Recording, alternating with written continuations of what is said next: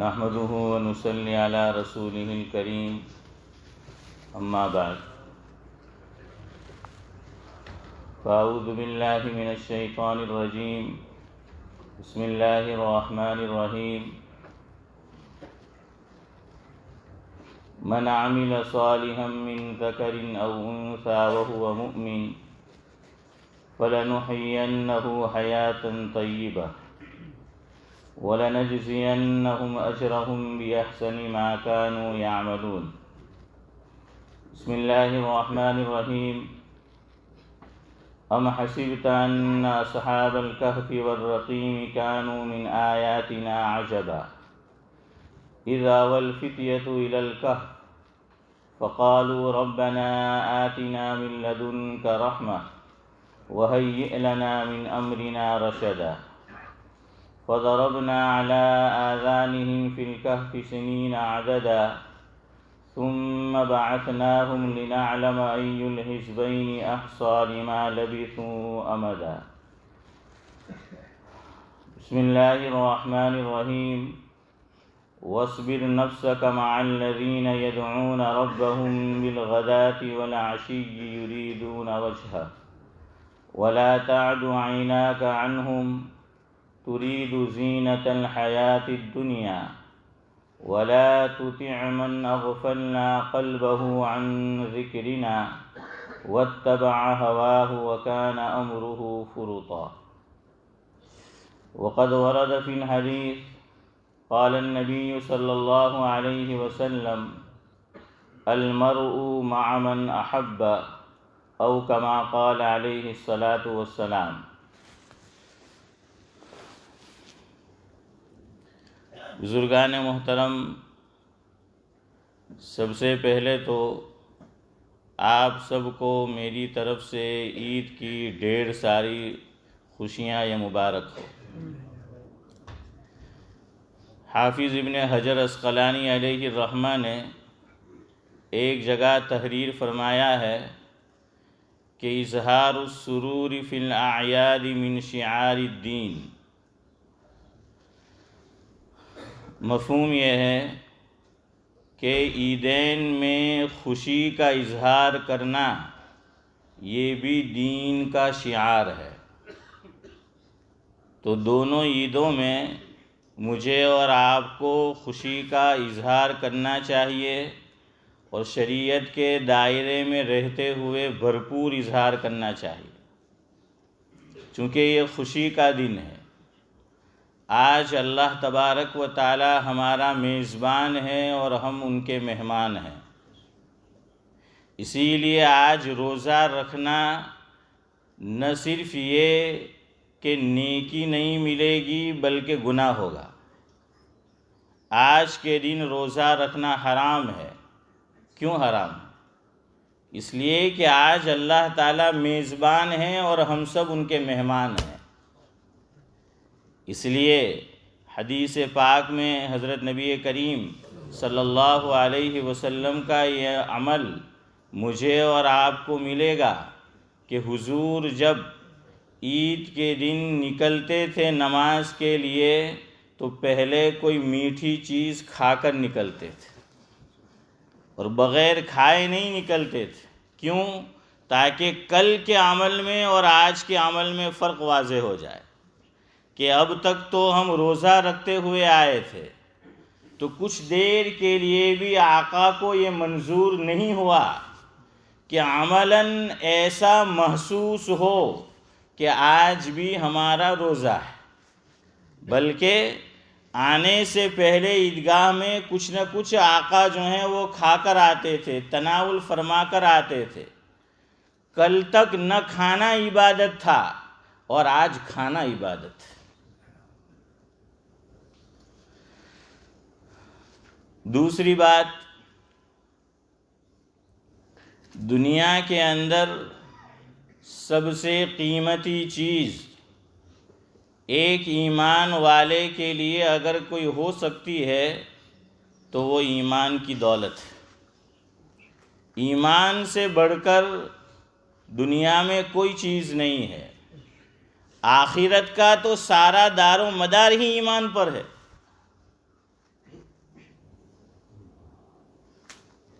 اگر کوئی ایمان کی دولت سے محروم رہتا ہے دنیا میں، دنیا کی زندگی اس کی جیسے کٹنی ہے، جیسے گزرنی ہے گزر جائے گی، لیکن مرتے ہی اس کا جو ابدی سفر ہے، ہمیشہ کا سفر ہے کہ جس میں اب فنا ہونا نہیں ہے، ہر گھڑی اس کے لیے نئی سے نئی مشکل لے کر آئے گی، جو ایمان کی دولت کے بغیر دنیا سے چلا جاتا ہے۔ اور آخرت کے اندر جو بغیر ایمان کے گیا تو قرآن یہ کہتا ہے کہ نہ تو اس کا کوئی یار و مددگار ہوگا، اور نہ وہ فدیے میں جہنم سے بچنے کے لیے، چھٹکارے کے لیے مال دینا چاہے۔ اور مال میں بھی قرآن نے لفظ استعمال فرمایا ذہب کا، سونے کا، ذہب استعمال کیا ہے قرآن نے، کہ جو اعلیٰ کوالٹی ہے مال کی، فرمایا کہ وہ بھی اس سے قبول نہیں کیا جائے گا۔ قرآن دو مقام پر یہ بات کہتا ہے۔ ایک جگہ پر قرآن کریم نے ارشاد فرمایا ان الذین کفروا وماتوا وهم کفار، کہ جو لوگ بے ایمان تھے اور بے ایمان مرے، فلن يقبل من احدهم ملء الارض ذهبا، کہ ان سے جہنم سے خلاصی اور چھٹکارے کے عوض کہ وہ فدیے میں زمین بھر کر سونا دینا چاہے، اللہ رب العزت فرماتے ہیں کہ وہ قابل قبول نہیں ہوگا، اس سے قبول نہیں کیا جائے گا، کہ دنیا میں اس سے سستی چیز، ادنا چیز تجھ سے طلب کی گئی تھی کہ تو ایمان قبول کر لے، تو وہ تو قبول کر کے نہیں آیا۔ ایک تو آخرت میں سونا ہوگا نہیں، مال ہوگا نہیں، لیکن اللہ کو ایمان کی اہمیت بتانی ہے کہ بالفرض مان لو، اس لیے کہ آخرت کی کرنسی تو نیک اعمال ہے، وہاں کی کرنسی ہی کچھ اور ہے، وہاں تو یہ کرنسی چلنے ہی والی نہیں ہے، لیکن اللہ تعالیٰ مجھے آپ کو، انسانوں کو ایمان کی اہمیت بتا رہے ہیں کہ ایمان کی اہمیت کو سمجھو۔ روئے زمین بھر کر اگر کوئی سونا دینا چاہے اللہ تبارک و تعالیٰ کو تاکہ وہ جہنم سے بچ جائے، عذاب سے چھٹکارا پائے، اللہ فرماتے ہیں کہ اس سے قبول نہیں کیا جائے گا۔ وَلَوِ افْتَدَىٰ بھی فدیے کے طور پر، چھٹکارے کے طور پر۔ اور آگے فرمایا کہ أُولَٰئِكَ لَهُمْ عَذَابٌ أَلِيمٌ، کہ ایسے لوگوں کے لیے جو بے ایمان دنیا سے گئے دردناک عذاب ہے۔ وَمَا لَهُم مِّن نَاصِرِينَ، اللہ اکبر۔ فرمایا کہ وہاں پر نہ کوئی دوست کام آئے گا، نہ بھائی کام آئے گا، نہ باس کام آئے گا، نہ والدین کام آئیں گے، کوئی کام نہیں آئے گا، کوئی اس کا یار و مددگار نہیں ہوگا جو دنیا سے بغیر ایمان کے چلا گیا۔ ایک اور مقام پر قرآن نے اس کی مزید اہمیت بتلائی، فرمایا اللہ رب العزت نے ان الذین کفروا لو ان لهم ما فی الارض جمیعا ومثلہ معہ۔ مفہوم یہ ہے جو لوگ دنیا سے ایمان کے بغیر چلے گئے اور آخرت میں اب عذاب سے بچنے کے لیے یہ جو اللہ تعالیٰ کی پوری دھرتی ہے، جتنی زمین ہے، اتنا سونا اور پلس اس کے برابر اور سونا کہ ڈبل فدیے میں دینا چاہے تو اللہ رب تبارک و تعالیٰ فرماتے ہیں کہ قبول نہیں کیا جائے گا۔ لِيَفْتَدُوا بِهِ مِنْ عَذَابِ يَوْمِ الْقِيَامَةِ مَا تُقُبِّلَ مِنْهُمْ، نہیں، اب یہ قابل قبول نہیں ہے۔ وَلَهُمْ عَذَابٌ أَلِيمٌ، اور ان کے لیے دردناک عذاب ہوگا۔ آگے قرآن کہتا ہے یریدون ان یخرجوا من النار، ایسے بے ایمان لوگ جہنم سے نکلنا چاہیں گے، جہنم کے عذاب سے بچنا چاہیں گے۔ وما ہم بخارجین منہا، قرآن اعلان کر رہا ہے کہ جہنم سے بے ایمان بچ نہیں سکتے، جہنم کے عذاب سے وہ نکلنا چاہیں گے تب بھی نہیں نکلیں گے، نہیں نکل سکیں گے۔ وَلَهُمْ عَذَابٌ مُقِيمٌ، اور اب یہی ہمیشہ ہمیش ان کا انجام ہوگا، وہ اسی میں رہیں گے۔ اس سے ایمان کی اہمیت سمجھے، ایمان کی قیمت سمجھے، ایمان کی ویلیو سمجھے کہ جو اللہ تبارک و تعالیٰ نے مجھے اور آپ کو بغیر کسی محنت کے دے رکھی۔ الحمدللہ کہ ہم میں سے اکثریت ایسے لوگوں کی یہاں موجود ہے کہ جنہوں نے جب آنکھ کھولی تو ایک کان میں اذان سنی، دوسرے کان میں اقامت سنی۔ میں نے اور آپ نے کوئی اپلیکیشن نہیں دی تھی، کوئی درخواست نہیں دی تھی، کوئی عرضی نہیں دی تھی کہ اللہ تو ہمیں ایمان والا پیدا کیجیو، یہ اللہ تو ہمیں ایمان کی دولت دیجیو۔ یہ اللہ تبارک و تعالیٰ کا مجھ پر اور آپ پر بہت بڑا کرم ہے۔ الحمدللہ اتنی بات تو مجھے اور آپ کو حاصل ہے، لیکن اب آگے ایمان کی حفاظت کی بھی ضرورت ہے۔ دنیا میں اور آپ دیکھتے ہیں، یہ مشاہدہ ہے، سب جانتے ہیں، جو چیز جتنی ویلیوبل ہوتی ہے، جو چیز جتنی قیمتی ہوتی ہے، اس کی حفاظت اتنی ہی زیادہ کرنی پڑتی ہے۔ چور، لٹیرے، ڈاکو، ان کی نظر ہمیشہ رہتی ہے قیمتی چیزوں پر، اور ایمان سے بڑھ کر قیمتی چیز تو ہے ہی نہیں، اس لیے سب سے بڑا لٹیرا، سب سے بڑا ایمان کا ڈاکو وہ شیطان ہے۔ تو اس کی نظر تو ہمیشہ رہتی ہے کہ ایمان والے کو دنیا سے بے ایمان بھیجے، اور کبھی وہ نا امید نہیں ہوتا اپنے عمل سے، اپنے کام سے، اپنی ڈیوٹی سے، وہ لگا رہتا ہے۔ 40 سال کسی نے عمر پائی، کسی نے 50 سال، 60 سال، 70 سال، 100 سال، لیکن وہ مایوس نہیں ہوتا۔ وہ ہاتھ جو ہیں کھڑے کر کے بیٹھ نہیں جاتا کہ یہ تو میرے بہکاوے میں نہیں آ رہا، بلکہ جب میرے اور آپ کے دنیا سے جانے کا آخری وقت ہوتا ہے تو میرے اور آپ کے آقا نے فرمایا، مفہوم یہ ہے کہ اس وقت تو ہمارے محاورے میں جو کہا جاتا ہے کہ شیطان ایڑی چوٹی کا زور لگا دیتا ہے کہ ایمان والے کو بغیر ایمان کے وہ دنیا سے بھیجے۔ اس لیے بھائی ایمان کی حفاظت کی ضرورت ہے، اور آج ایسی چیزیں آ گئی ہے، ایسے پلیٹ فارم جو ہیں وہ مہیا ہو گئے ہیں کہ شیطان کا کام بھی آسان ہو گیا ہے۔ شیطان کے شتمڑے، شیطان کے چیلے چپاٹے، شیطان کے کارندے یہ جگہ جگہ کام کر رہے ہیں۔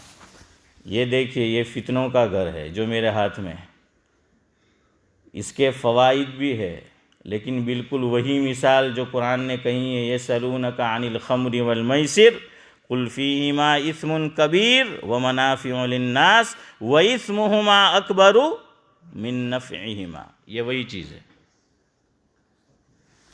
اس سے فوائد یقیناً حاصل ہے۔ تو بھائی اپنے ایمان کی حفاظت کی ضرورت ہے، بچانے کی ضرورت ہے۔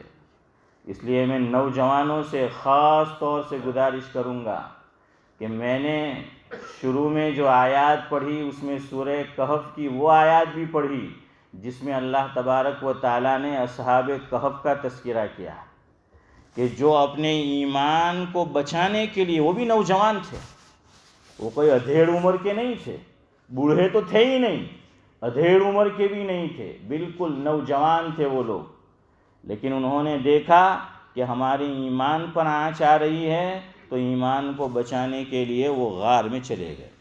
اللہ نے یہ واقعہ اسٹوری کے لیے نہیں بیان کیا کہ ہم صرف سن لے، پڑھ لے، آگے گزر جائے، بلکہ بتانا یہ ہے کہ جس طرح انہوں نے اپنے ایمان کی حفاظت کی اور ایمان کی حفاظت کے لیے ان کو غار میں بھی جانا پڑا تو چلے گئے، فرمایا کہ تمہیں بھی اپنے ایمان کی حفاظت کے لیے ہر ممکن عمل کرنا ہے۔ اسی لیے آقا نے ایک روایت میں فرمایا کہ ایمان کو بچانے کے لیے پہاڑوں کا رخ کرنا پڑے تو پہاڑوں کی طرف چلے جاؤ، بکریاں چراتے رہو، مگر اپنے ایمان کی حفاظت کرو، اس کو بچاؤ۔ تو بھائی وہ لوگ تو غار میں چلے گئے تھے، اور مفسرین نے یہ لکھا ہے اور قرآن نے بھی اشارہ کیا ہے کہ لَنَتَّخِذَنَّ عَلَيْهِمْ مسجدا، کہ انہوں نے اس غار پر مسجد بنا دی۔ تو اشارہ یہ ملتا ہے کہ آج کے دور میں ایمان کے لٹیرے ایمان کے پیچھے پڑے ہیں، تو ہمارے ایمان کی حفاظت کا مرکز اور پناہ گاہ یہ مسجد ہے۔ ساری مساجد جو ہیں وہ ایمان کی پناہ گاہ ہے، ایمان کا مرکز ہے، ہدایت کا مرکز ہے۔ اس لیے نوجوانوں سے میں دست اپیل کروں گا کہ بھائی جیسے رمضان المبارک میں آپ مسجد میں آتے رہے، اللہ کی توفیق سے آتے رہے، ہماری کوشش اور محنت سے آتے رہے، تو آگے بھی مسجد میں آتے رہنا ہے، تبھی میرے اور آپ کے ایمان کی حفاظت ہو سکے۔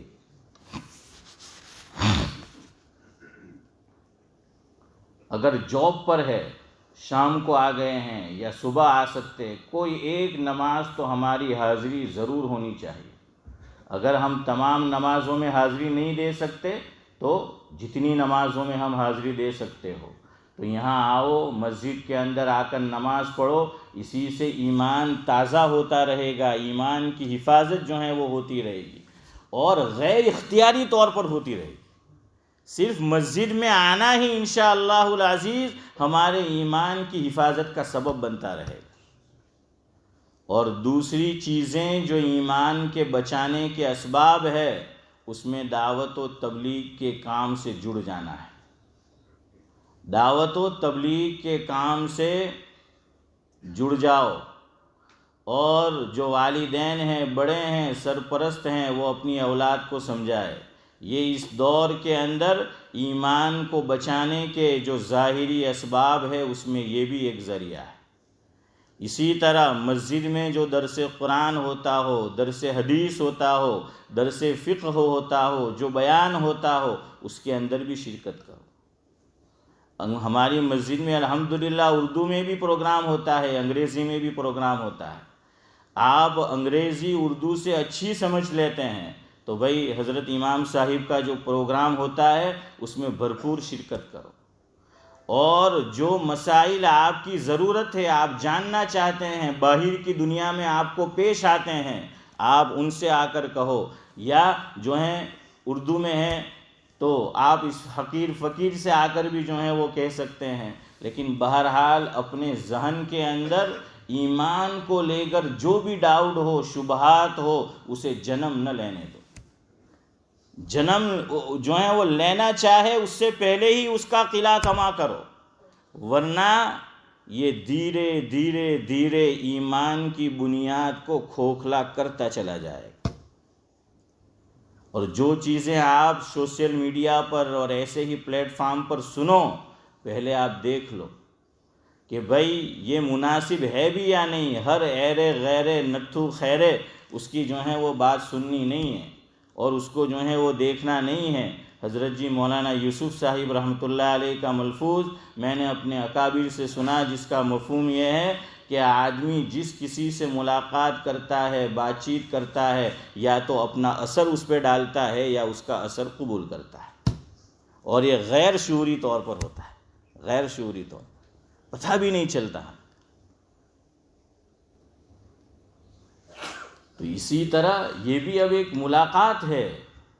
ایسے جتنے بھی نئے نئے جو ہیں وہ ذرائع آ گئے ہیں سوشل میڈیا پر، تو آپ وہ دیکھتے رہیں گے، سنتے رہیں گے، وہ بھی ہمارے ذہن پر، دل و دماغ پر یہ اثر انداز ہوتا چلا جائے گا۔ حضور نے کیا فرمایا حدیث میں؟ مفہوم یہ ہے کہ الرجل علی دین خلیلہ فلینظر احدکم من یخالل، او کما قال علیہ الصلاۃ والسلام، کہ تم دوستی کرنے سے پہلے دیکھ لو کہ دوست کیسا ہے، اس لیے کہ ہر دوست اپنے دوست کے طریقے پر ہوتا ہے۔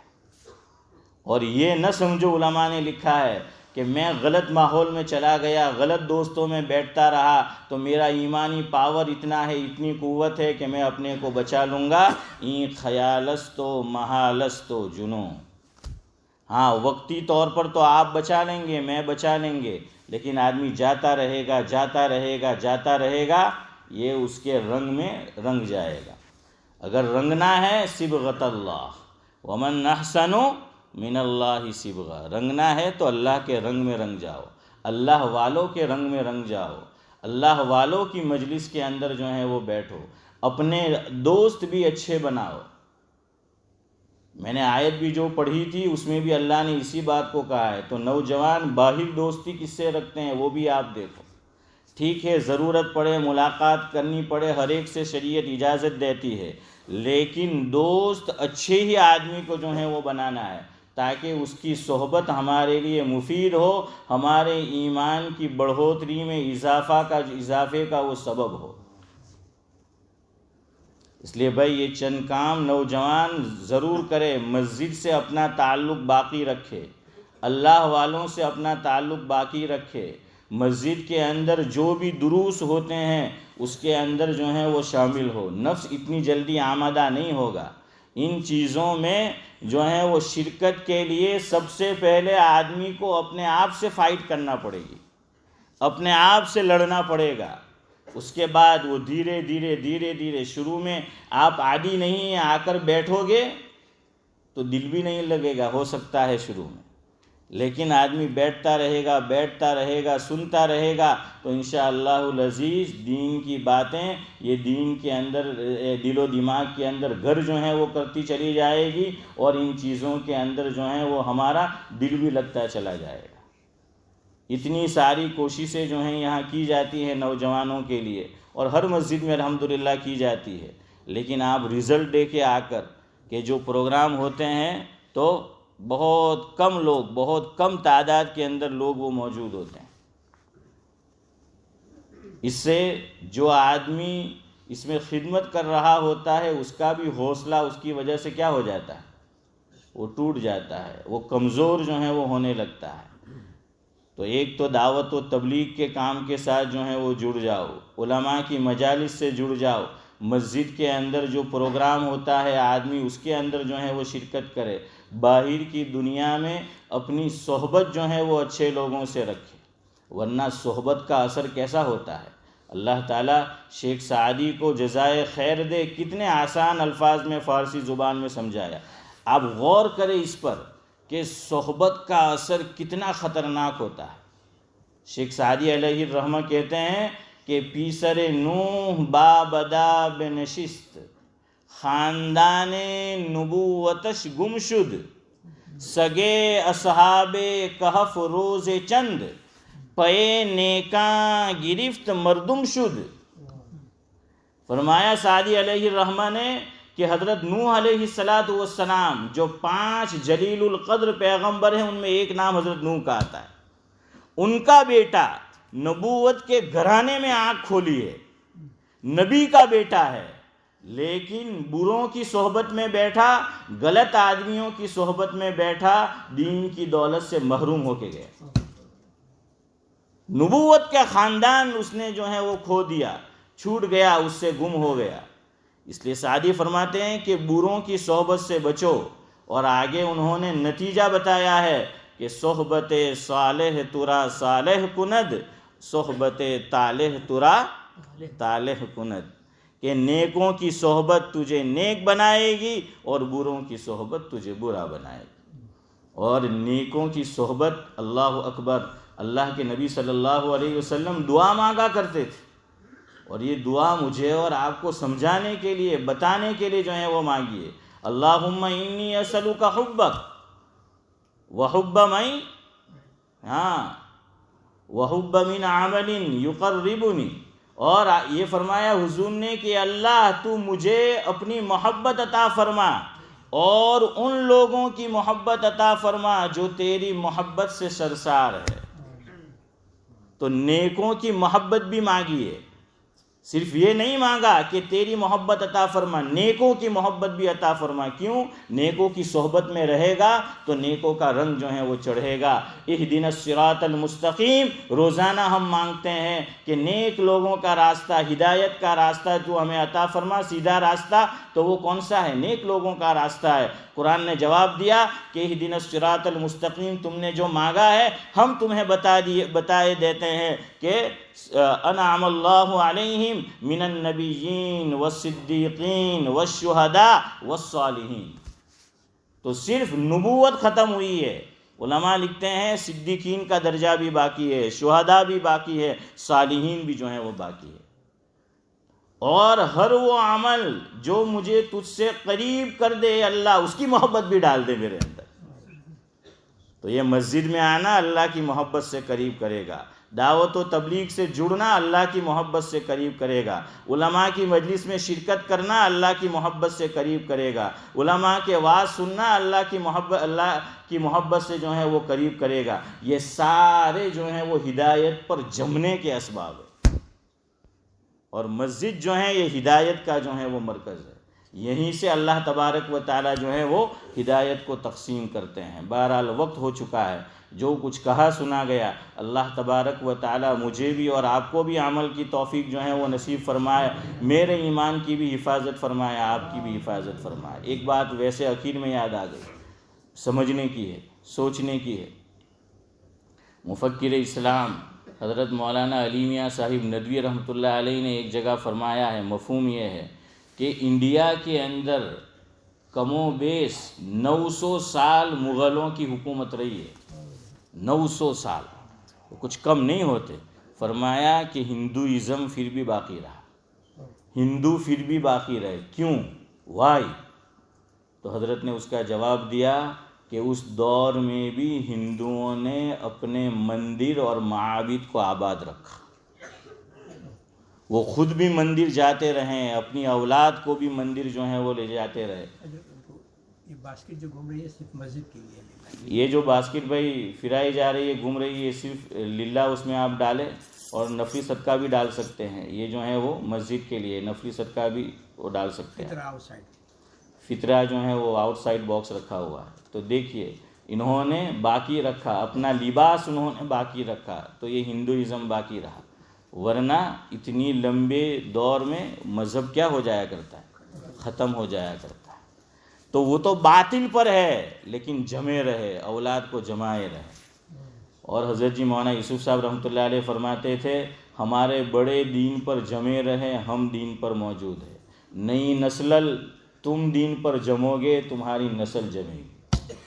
اگر تم نے مسجد سے تعلق باقی نہیں رکھا، ان مبارک مجالس سے، مبارک کاموں سے نہیں باقی رکھا، میری آپ کی اولاد کی دعا تو یہ ہے ایمان پر باقی رہے، کوئی گارنٹی نہیں ہے۔ بہرحال اب کچھ اعلانات مجھے کرنے ہیں، پھر انشاءاللہ فاروق بھائی جو ہیں وہ کریں گے۔ نمبر 1، مسجد کے اندر بھی اور گھر سے بھی ای میل آیا ہے مسجد کی انتظامیہ پہ کہ بھائی مسجد میں بہت شور ہوتا ہے، اذان بھی ہوتی ہے تو گھروں میں بہت شور سنائی دیتا ہے، تو لوگوں سے کہیں، مصلیوں سے کہ بھائی شور نہ کریں۔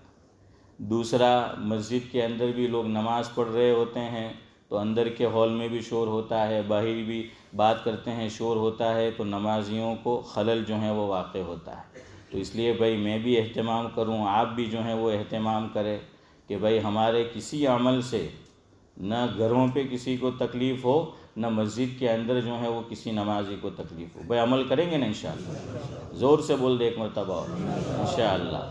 اور دوسری بات کہ بھائی آج جو ہے بینک ہالیڈے بھی ہے اور ہم جلدی اٹھ گئے ہیں، لیکن اور بھی لوگ ہمارے ساتھ بستی میں رہتے ہیں، تو شور نہ کرے۔ اس طرح سے مسجد سے ہم باہر نکلے اور گھروں پر بھی، کہ اس کی وجہ سے ان کے آرام میں، ان کی نیند میں خلل واقع نہ ہو۔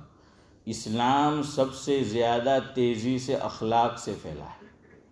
یہ لوگ مسجد میں دیکھنے نہیں آئیں گے مجھے اور آپ کو کیا کر رہے، آتے بھی ہے، بہت کم آتے ہیں، لیکن یہ دیکھیں گے ہمارے اخلاق اچھے ہوں گے، یہ متاثر ہوں گے۔ لیکن ہم اس طرح جائیں گے تو وہ سمجھیں گے کہ ان کو تو کچھ پتہ نہیں، اور جن کے درمیان ہم رہتے ہیں نا، ان کے یہاں اخلاق کی بڑی قدر و قیمت ہے، یاد رکھیے۔ ہاں ان کے یہاں اخلاق کی بڑی قدر و قیمت ہے.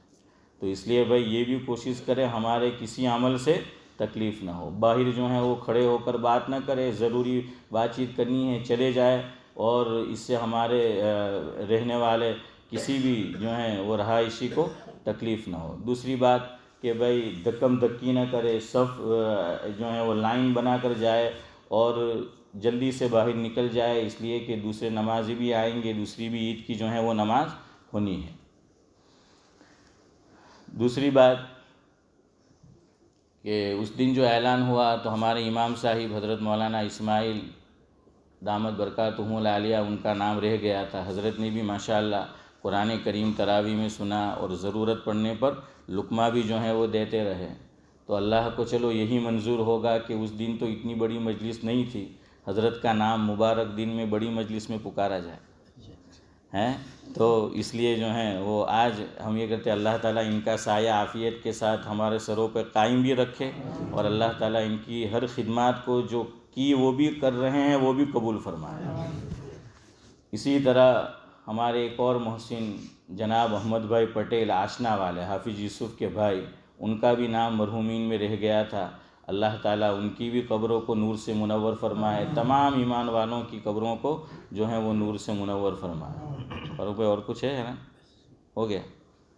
اچھا نماز کا طریقہ سن لیں، پھر فاروق بھائی انشاءاللہ جو ہیں وہ انگلش میں جو باتیں کہنی ہیں وہ کہہ دیں گے. اور میں بھی آپ تمام حضرات کا شکریہ ادا کروں گا. الحمدللہ رمضان ہمارا بہت اچھی طرح گزرا، آپ سب نے اس میں جو ہے وہ بھرپور سپورٹ دیا. تو اس کی وجہ سے آئندہ بھی اسی طریقے سے جو ہے مسجد کو آباد بھی کرتے رہے، اسی طریقے سے مسجد میں آئے، لڑائی جھگڑا نہ ہو، شور و شغب جو ہے وہ نہ ہو. اللہ مجھے بھی توفیق دے، آپ کو بھی جو ہے توفیق دے. نماز کا طریقہ سن لیں، کچھ کرنا نہیں ہے، جیسے ہم نماز پڑھتے ہیں ویسے ہی، نیت بھی شامل ہے، قبلے کی طرف چہرہ بھی ہے، سب کچھ ہے. اب کرنا صرف یہ ہے نیا کام کہ زائد تکبیر کب کہنی ہے وہ سن لیں. تو نمبر 1 جیسے ہم شروع کرتے ہیں، ہم نماز شروع کریں گے، اس کے بعد ثنا پڑھنی ہے، اور ثنا کے بعد 3 زائد تکبیرات پڑھی جائے گی. پہلی مرتبہ اللہ اکبر کہہ کر جو جہاں تک ہاتھ اٹھاتا ہے وہ اٹھائے اور چھوڑ دے، باندھنا نہیں ہے. دوسری مرتبہ پھر اللہ اکبر کہہ کر ہاتھوں کو اٹھانا ہے، چھوڑ دینا ہے. تیسری مرتبہ پھر اللہ اکبر کہہ کر ہاتھوں کو اٹھانا ہے، چھوڑے بغیر باندھ دینا ہے. ایک رکعت پوری ہو جائے گی جیسے پوری ہوتی ہے. دوسری رکعت شروع ہوگی جیسے شروع ہوتی ہے. اور رکوع میں جانے سے پہلے اب قرات کے بعد اب 4 تکبیرات کہنی ہے، 3 ایکسٹرا تکبیر اور 1 معمول کی. تو 3 میں اللہ اکبر ہاتھوں کو اٹھانا ہے، چھوڑ دینا ہے. دوسری میں ہاتھوں کو اٹھانا ہے، چھوڑ دینا ہے. تیسری میں ہاتھوں کو اٹھانا ہے، اس مرتبہ تیسری میں بھی ہاتھ کو چھوڑ دینا ہے. اور چوتھی تکبیر میں ہاتھ اٹھائے بغیر رکوع میں چلا جانا ہے. ایک دعا خاص یہ کرے، میں نے بتایا ہے، میں ہی نہ بھول جاؤں.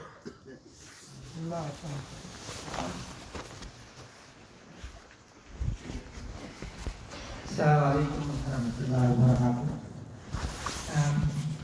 I'd like to give you